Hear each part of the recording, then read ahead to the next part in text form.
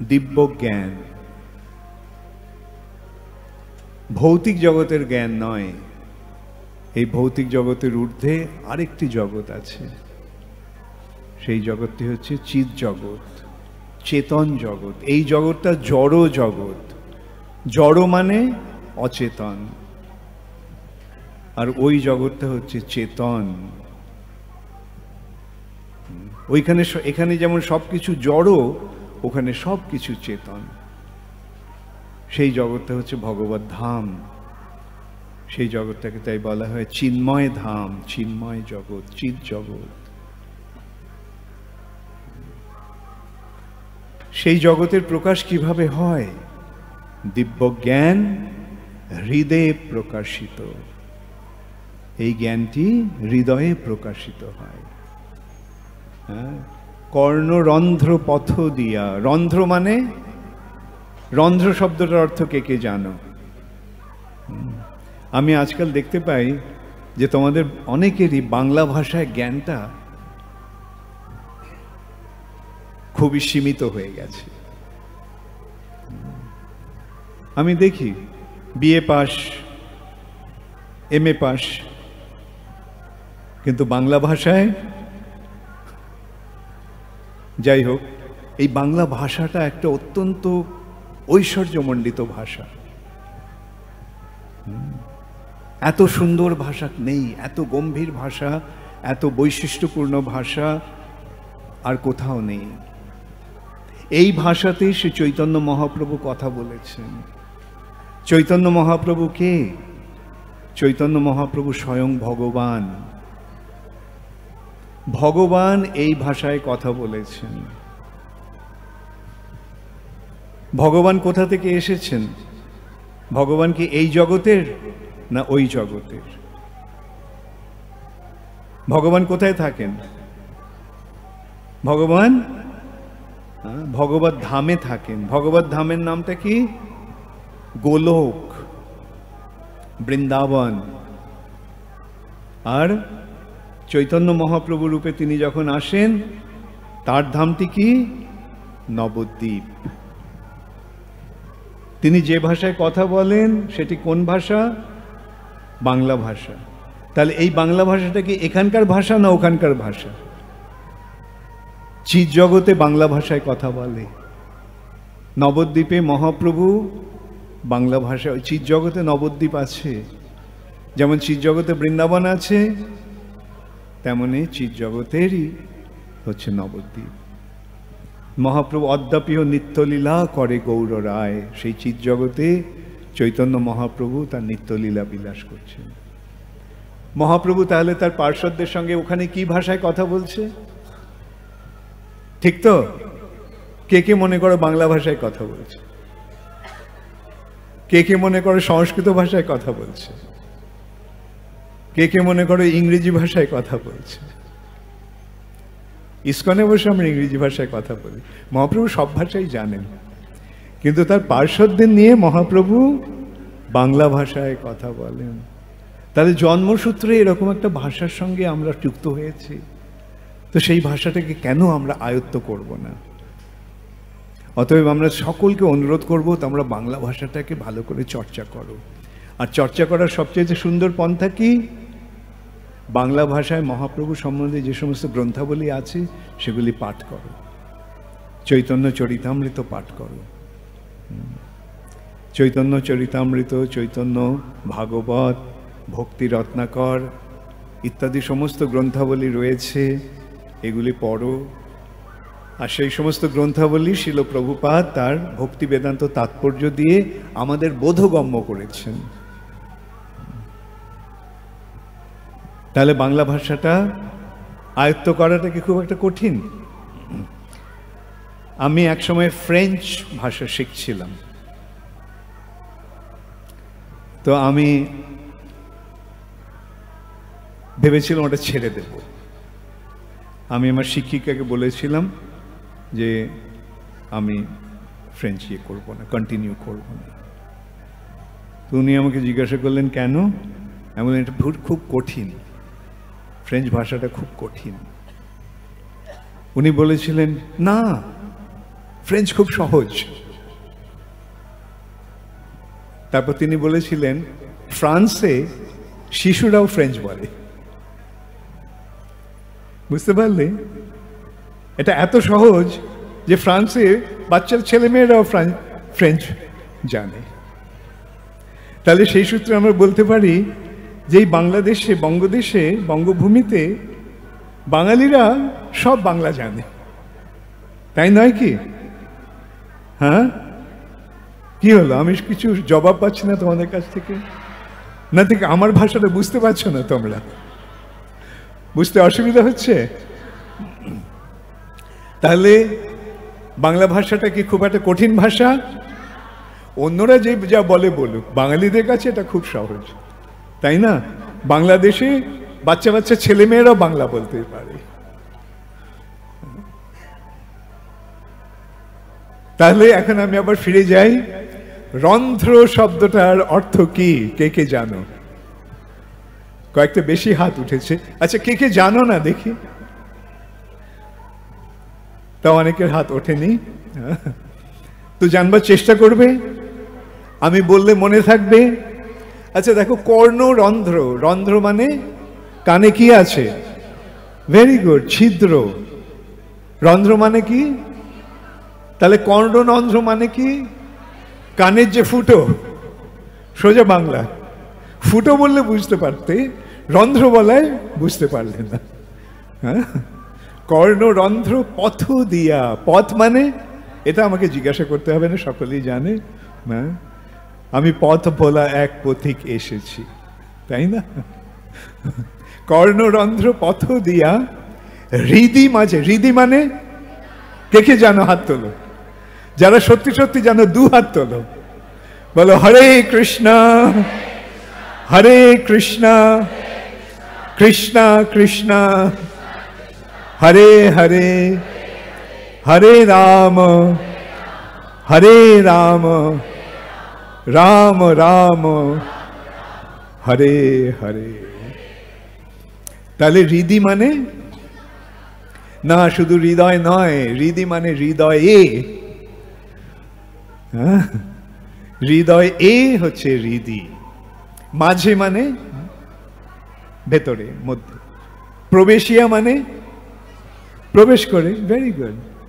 কর্ণরন্ধ্র পথ দিয়া হৃদি মাঝে প্রবেশিয়া।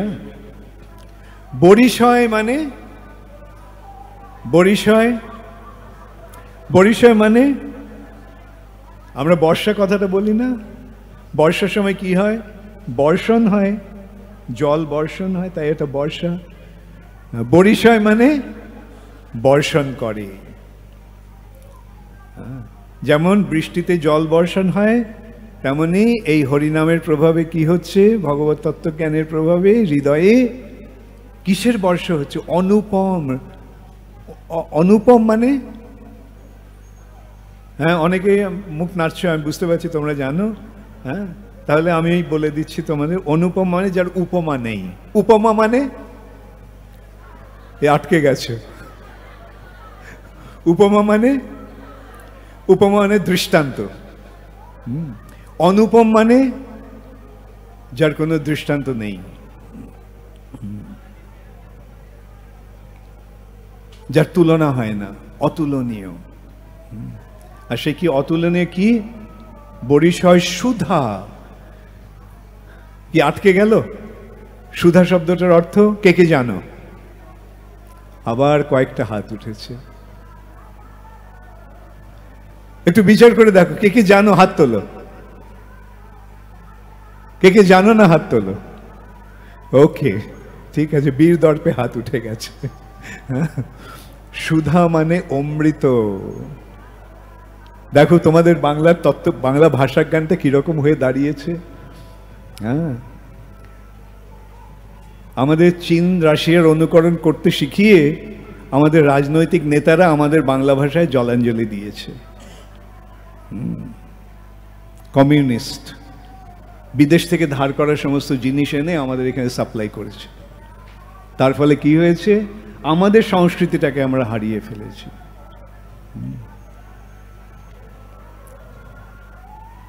তোমরা কে কে রবীন্দ্রনাথের কবিতা পাঠ করেছো, পড়েছো?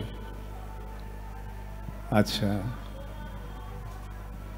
কে কে রবীন্দ্রনাথের কবিতা স্কুলে কলেজে পাঠ করেছো? স্কুলে কলেজে পাঠ্য ছিল না, না ছিল? তাহলে রবীন্দ্রনাথের কবিতা কেমন, সুন্দর না? রবীন্দ্রনাথ তখনকার দিনে এই বাংলা ভাষায় কবিতা লিখে তার ইংরেজি করে তিনি নোবেল প্রাইজ পেয়েছিলেন। গীতাঞ্জলি নোবেল প্রাইজ পেয়েছিলেন সেই সময় যখন ভারত ইংরেজদের অধীন, ভারতকে কেউ সম্মানের চোখে দেখত না। রবীন্দ্রনাথ তার কবিতার মাধ্যমে ভারতের গৌরব এনেছিলেন। তার লেখার তুলনা হয় না, এত বড় এরকম কবিত্ব সচরাচর দেখা যায় না। তোমাদের কার কার সোনার তরী পড়া আছে? মনে আছে সব ইয়েগুলো, লাইনগুলো?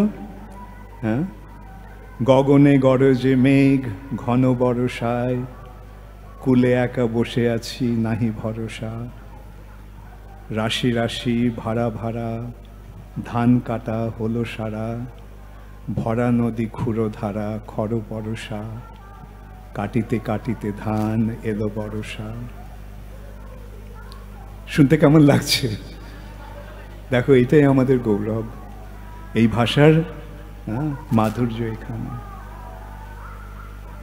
তারপরে বলবো, একখানি ছোট ক্ষেত আমি একেলা, চারিদিকে বাঁকা জল করিছে খেলা, ভরা পালে চলে যায় কোনো দিকে নাহি চায়, ঢেউগুলি নিরুপায় ভাঙে দুধারে, দেখে যেন মনে হয় চিনি উহারে। ওগো তুমি কোথা যাও কোন বিদেশে, বারেক ভিড়াও তরি কুলেতে এসে। কেমন লাগছে?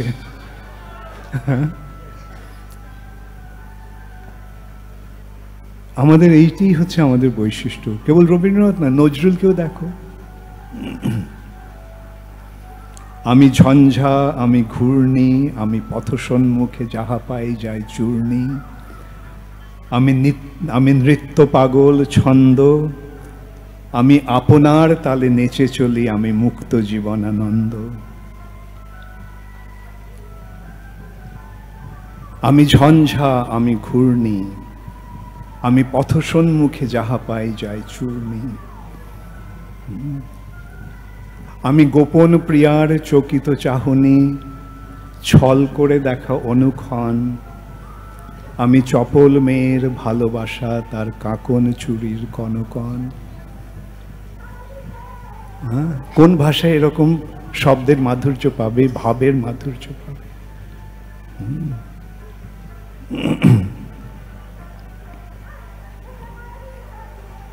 যাই হোক, আমরা আজকে রবীন্দ্রনাথ অথবা নজরুলকে নিয়ে আলোচনা করতে আসিনি এখানে।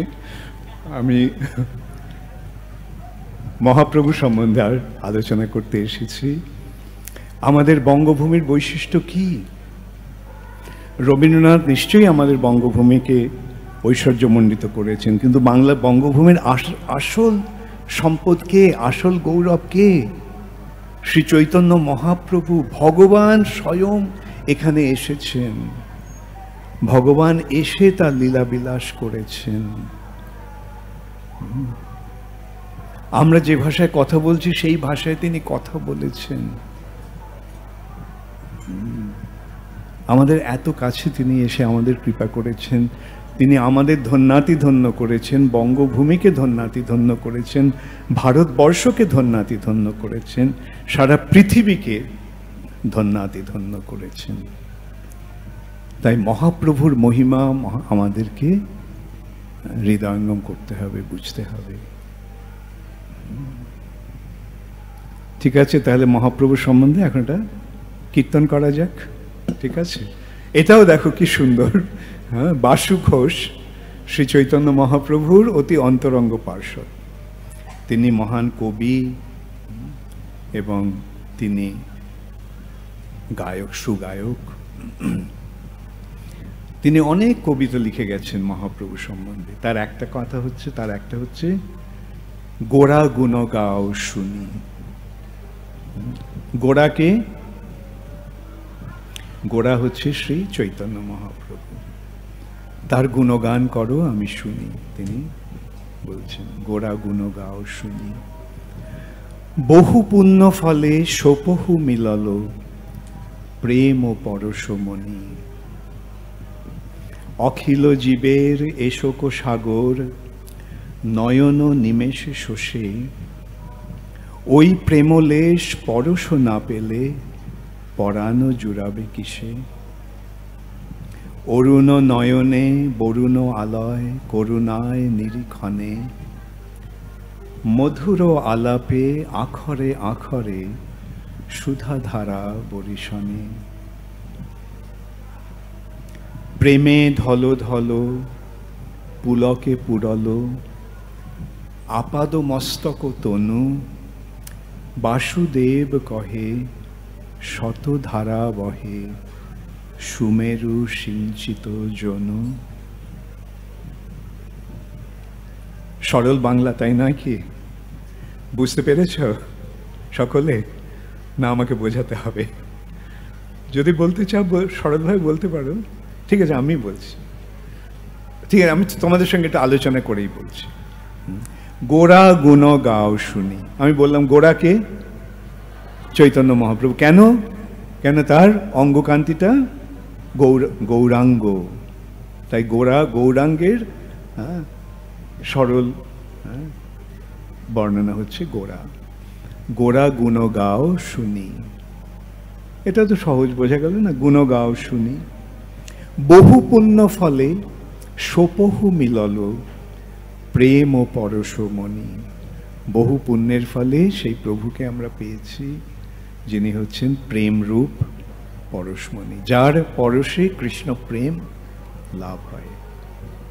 বহু পুণ্য ফলে সোপহু মিলল প্রেম ও পরশমণি। অখিল জীবের, অখিল শব্দটার অর্থ কি? একটু কঠিন হয়ে গেল এটা, না? অখিল মানে সমস্ত, সকলের। অখিল জীবের মানে সমস্ত জীবের। এশোক সাগর, বোঝা অসুবিধা নেই। শোকের সাগর, দুঃখ কষ্টের সাগর, দুঃখ কষ্টের সমুদ্র। অখিল জীবের এশোক সাগর নয়ন নিমেষে শোষে। তার নিমেষ মাত্র দৃষ্টিপাতের মাধ্যমে তিনি আমাদের শোকের সমুদ্র শুষে নেন, শুকিয়ে দেন। অখিল জীবের এশোক সাগর নয়ন নিমেষে শোষে। ওই প্রেমলেশ পরশ না পেলে পরাণ জুড়াবে কিসে। ওই প্রেমের যদি ছোঁয়া যদি আমি না লাভ করতে পারি, তাহলে আমার প্রাণ জুড়াবে কি করে? আমার প্রাণ শান্ত হবে কি করে? আমার প্রাণ আনন্দে মগ্ন হবে কি করে? অখিল জীবের এশোক সাগর নয়ন নিমেষে শোষে। ওই প্রেমলেশ পরশ না পেলে পরাণ জুড়াবে কিসে। অরুণ নয়নে বরুণ আলয় করুণায় নিরীক্ষণে। নিরীক্ষণে মানে, নিরীক্ষণে মানে কঠিন হয়ে গেল না? নিরীক্ষণে মানে দেখে, নিরীক্ষণে মানে দর্শন করে বা দেখে। কি দিয়ে? অরুণ নয়ন। অরুণ মানে, অরুণ শব্দটা কি, অর্থটা কি? অরুণ হচ্ছে সূর্যের রথের সারথি, গরুরের বড় ভাই। অরুণ হচ্ছেন সূর্যের রথের সারথি। সূর্য ওঠার আগের আকাশটার রংটা কিরকম হয়? লাল হয়ে যায়, সেটা হচ্ছে অরুণের রং। সূর্যের রথের সারথিকে আমরা আগে দেখতে পাচ্ছি, সূর্যদেবকে দেখার আগে। মহাপ্রভুর চোখ কৃষ্ণ প্রেমের আবেশে আরক্তিম, তাকে মনে হচ্ছে যেন অরুণ রঙে আরক্তিম। অরুণ নয়নে বরুণ আলয়। বরুণকে, বরুণ হচ্ছে জলের দেবতা, তার বাসস্থান। তার দুঃখ দিয়ে, চোখ দিয়ে, মহাপ্রভু চোখ দিয়ে যে অনর্গল ধারায় জল পড়ছে, মনে হচ্ছে যে সেটা যেন বরুণের আলয়, বরুণের বাসস্থান। অরুণ নয়নে বরুণ আলয় করুণায় নিরীক্ষণে, তিনি করুণা করে কৃপা করে সকলের প্রতি দৃষ্টিপাত করছেন। মধুর আলাপে আখরে আখরে সুধাধারা বরিশানে, তিনি যে কথা বলছেন তার কথার প্রতিটি অক্ষরে অক্ষরে মনে হচ্ছে সুধা শব্দটির অর্থ কি? ব্যাস, ভেরি গুড, জানা হয়েছে তাহলে। সুধা ধারা, অমৃতের ধারা বর্ষণ করছে। মধুর আলাপে আখরে আখরে সুধা ধারা বরিশানে, প্রেমে ঢলো ঢলো পুলকে পুরলো।